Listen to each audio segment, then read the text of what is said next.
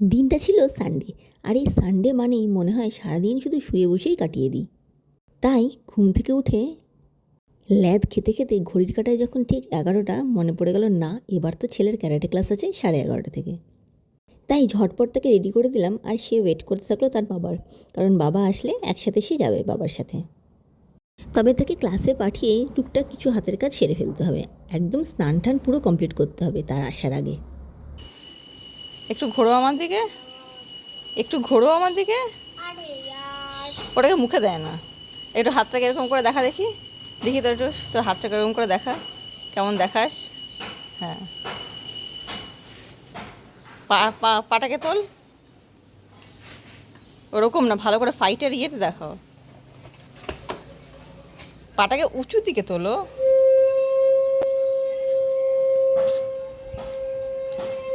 ওটাকে মুখে দেয় কি? ওটা নোংরার মধ্যে থাকে, নোংরার মধ্যে থাকে ওটা।